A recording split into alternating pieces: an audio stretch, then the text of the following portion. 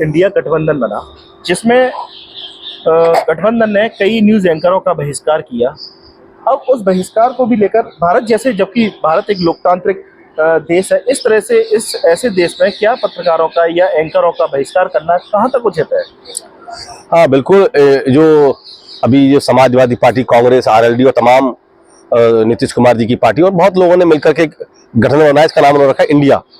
उन्होंने 14 एंकरों की लिस्ट बनाई है, बड़े पत्रकारों की लिस्ट बनाई कि इनको आप इनकी डिबेट में नहीं जाएंगे, इनको बाइट नहीं देंगे, यानी अपने लेटर हेड पर इन लोगों के नाम लिख करके एक तरह से बहिष्कार किया है। तो मैं कहता हूं कि लोकतांत्रिक परिवेश में, और चूंकि हमारा भारत देश जो है वो लोकतांत्रिक देश है और हम लोकतांत्रिक प्रक्रिया में बड़ा विश्वास रखते हैं, तो इस तरह का नहीं करना चाहिए था। उनको पत्रकारों को समझ देना चाहिए था, उनको बताना चाहिए था कि आप लोग जो कर रहे हैं, दिखा रहे हैं, गलत कर रहे हैं। आप लोगों को चाहिए कि जो हो रहा है वो दिखाइए, आप सरकार के साथ साथ विपक्ष का भी पक्ष मजबूती के साथ दिखाइए।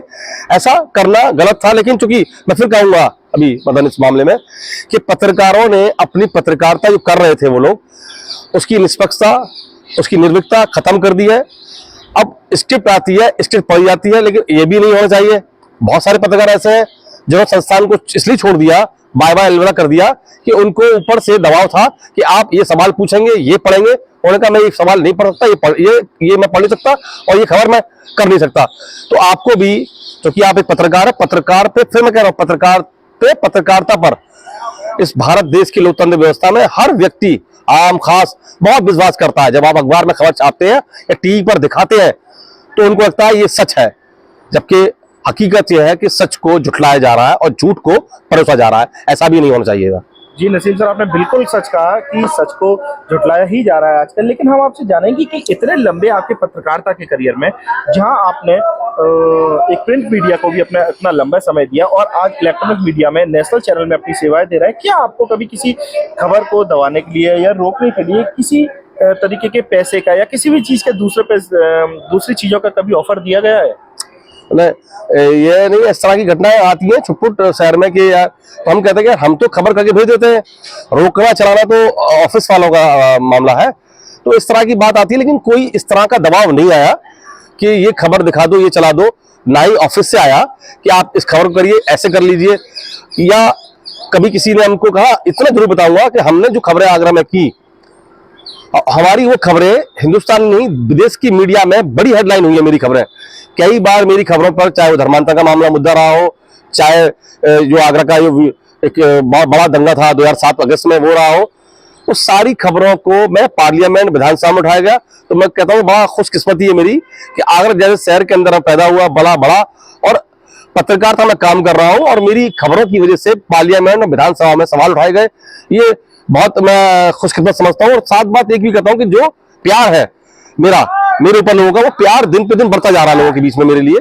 तो जब प्यार बढ़ता है और सम्मान होता है और आपको अवार्ड मिलना शुरू होते हैं, तो आपकी जिम्मेदारियां बढ़ जाती हैं। जब कोई फंक्शन में मैं जाता हूं या कोई मुझे सम्मान देता है, तो मेरी जिम्मेदारी इतनी बढ़ जाती है, मुझे लगता है कि यार अब फिर से कोई आप गलत काम मत कर देना।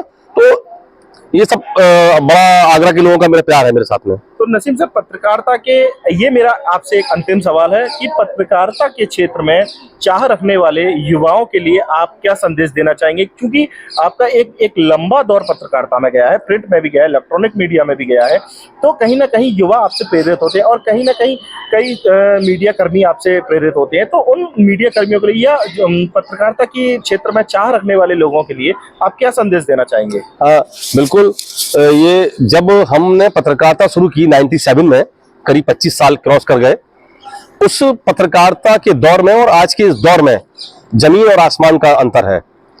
प्रिंट का अखबार हो, जब प्रिंट में हम काम करते थे, पहले खबर लिखते थे, फिर खबर कंप्यूटर पे टाइप हुआ करती थी। कंप्यूटर टाइप होने के बाद उसका प्रिंट निगेटिव बनता था, फिर एक प्लेट बनती थी, फिर अखबार छपता था। अब वो डिजिटल दौर में हम लोग आ गए, एक नया युग की तरफ हम चल रहे हैं, वो सब चेंज हुआ है।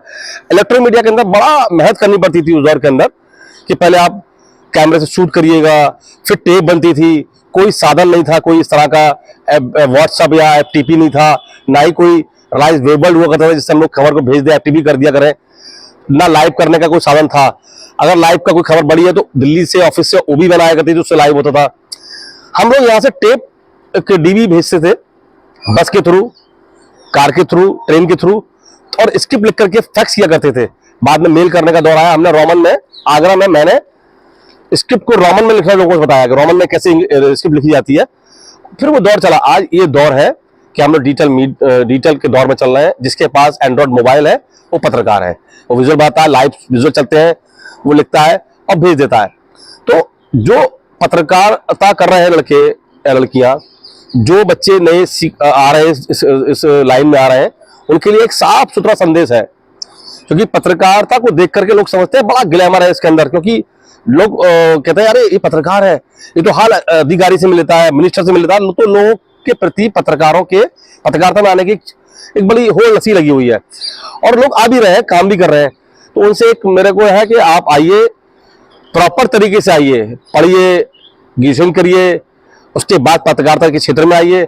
आजकल मैं देख रहा हूं कि बिना पढ़े लिखे अनपढ़ लोग भी माइक लगाकर थाम करके पत्रकारिता कर रहे हैं, वो सही नहीं है।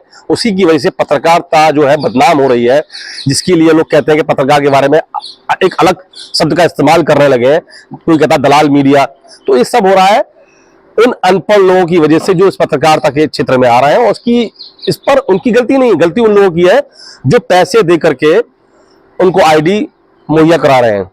नए बच्चे जो पढ़ करके आ रहे हैं उनके लिए एक है कि वो तरीके से पढ़ करके आए, और इस क्षेत्र के अंदर बहुत संभावना है उनको काम करने के लिए, और काम करें। मैं पक्की गारंटी से कहता हूं कि वो काम करेंगे तो एक दिन वो देश के बड़े चैनल, बड़े अखबारों में काम करेंगे और बड़े पत्रकार कहलाएंगे। उनका भी नाम लोग जानेंगे कि आखिर वो पत्रकार कौन है। तो इसलिए सभी को एक बार फिर से कि पत्रकारिता एक ग्लैमराइज का चकाचौंध की दुनिया है, लेकिन इसमें बहुत संभावना है। आइए, ईमानदारी, निष्ठा और निर्भीकता के साथ काम कीजिए। मैं गारंटी से कह सकता हूं कि आपको कोई डराने वाला नहीं है, धमकाने वाला नहीं है। आप अपने काम में कामयाब होंगे, यही मैं आपसे कहना चाहता हूं।